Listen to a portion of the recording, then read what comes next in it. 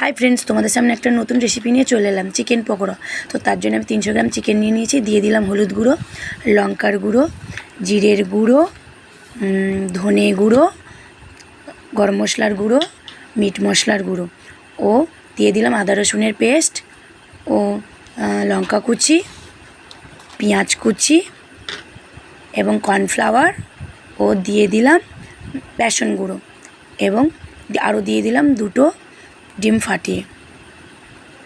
তারপরে দিয়ে দিলাম স্বাদ মতো লবণ এবং সবগুলোকে একসাথে মিক্সড করে 20 মিনিট চাপা দিয়ে রেখে দিতে হবে ও তারপরে তেল গরম করে আস্তে আস্তে এগুলোকে ছেড়ে দিতে হবে।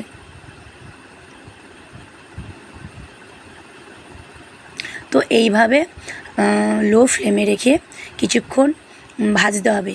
ভেজেই নিলেই রেডি চিকেন পকোড়া। তো ভিডিওটা ভালো লাগলে লাইক